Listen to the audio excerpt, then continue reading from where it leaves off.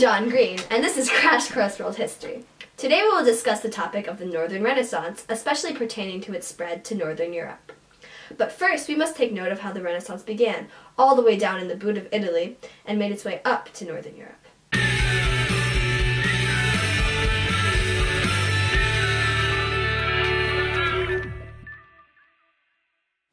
The Renaissance was an unprecedented intellectual, cultural, and artistic flourishing of the 15th and 16th century.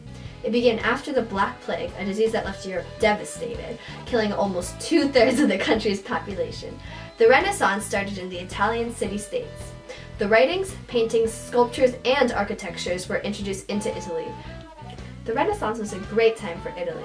The rich families in the city-states improved economics and revived the beauty and lavishness of the Renaissance. Before this time, during the Middle Ages, spending money frivolously was looked down upon, especially since people were not as wealthy.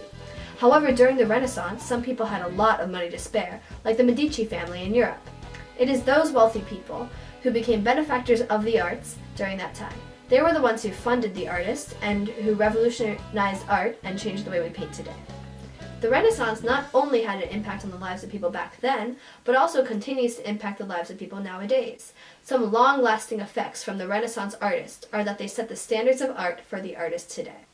A few famous artists include, and there's a lot, hang in there, Leonardo da Vinci, who drew Mona Lisa, Michelangelo di Lodovico Buonarroti Simoni, that's a mouthful, or known as Michelangelo, who painted on the ceiling of the Sistine Chapel, Sandro Botticelli, known for his painting of the birth of Venus, Raffaello Sanzio, known for his multiple paintings of Mother Mary, and finally, the brothers Gentile and Giovanni Bellini. These two brothers, the Bellinis, had many students which included Giorgione, Tintoretto, and the best of all the Bellini students, Tito. Apart from these famous artists, there were a few famous sculptors. A few are Ghiberti and Donatello. Before we dive into the main topic, we will identify the mystery letter. Is this a picture of Albrecht Dürer? Dürer was a famous artist and writer who was known for helping the spread of the Renaissance to Northern Europe. In 1494, Dürer traveled to Italy, where he went to study the works of many famous Italian masters. Once he returned, he employed the techniques and styles he had learned in Italy to his work in Northern Europe. Many Northern Europe painters saw Dürer's work and copied the style. This played a major role on the transition of Renaissance to Northern Europe.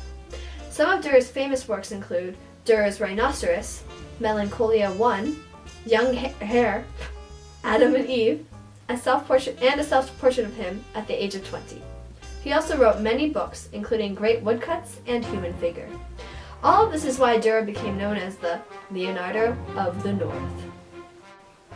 Even though the Renaissance in Italy began in the 1300s, Dürer did not even travel to Italy until 1454. There are many reasons why it took longer for the Renaissance to spread to Northern Europe. One of them is because the Black Plague hit Northern Europe harder than it did so in other places. So it took longer for Northern Europe to recover. In addition to this, the 100 Years' War was taking place in Northern Europe. While Italy had enough money to pay painters and sculptors, Europe had to direct all of its funds towards the wars, thus deterring the spread of the Renaissance. Also, the Renaissance spread primarily through the means of trade. And since Italy was a peninsula and had easy access to water, it was a trading center where ideas flourished. Another thing that slowed the spread of the Renaissance to Northern Europe was feudalism. Feudalism was more popular in Northern Europe and created tension between the nobles and monarchy. With feudalism in place and everyone strictly confined to their class, there were not many people willing to introduce new ideas. In addition, the Roman Catholic Church had a greater influence on the people in Northern Europe, specifically around France. While other parts of Europe were experimenting with new ideas and thoughts, France and the rest of Northern Europe were under the control of the Catholic Church, who weren't all that pleased with the idea of the Renaissance. This, like the other factors, is a reason why it took longer and was harder to spread the Renaissance to Northern Europe. The Northern Renaissance indicates the new age or rebirth in the rest of Europe. As mentioned before, Dürer brought the artistic part of the Renaissance to the north. In addition to masterful works of art, the Renaissance also brought an intellectual period of improvement. There were many revolutionary inventions and concepts that were introduced in the north. For example, in 1440, the printing press was invented in the Holy Roman Empire by Johannes Gutenberg. Originally, the Chinese had a printing system that had characters reversed on wooden letters. However, this was a long and tedious process that was not quite as useful as the printing press, and it hadn't been introduced to Europe yet. So the printing press allowed for books to be able to be created faster and cheaper. This greatly helped the spread of the Renaissance to Northern Europe because it made access to knowledge much easier. Books became much more popular after the printing press was invented. Some books became an icon for any man to read. One book would include Castiglione's book, The Courtier, which depicted a picture of the ideal Renaissance man. A courtier in this time was a master in not only one but many fields of expertise. Artists known to us today were not only painters, but actually also sculptors, architects, and many other art-based professions. The other iconic book was The Prince by Machiavelli, which articulates how a royal should control business. He said a prince should be very selfish, ruthless, practical, and realistic. He said a prince should also be someone who recognizes trouble. The courtier and the prince address how a man should be and what he should be able to represent. Before the printing press, all books had to be handwritten, and therefore the books were way less accessible, especially to the lower class. So when the printing press was invented, books became cheaper and more available to all classes. This allowed for a smarter society with much more learning. As a result of spread of cheaper books, the commoners were given the ability to change their social status.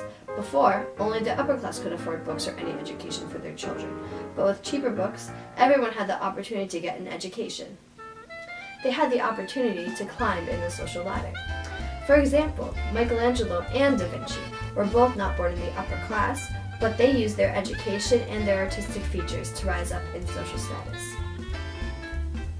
As the art was expanding throughout the northern states of Europe, an idea was also spreading.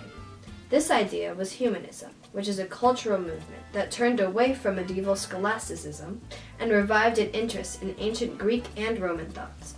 During the times of peace in the other parts of Europe, the ideas of humanism spread.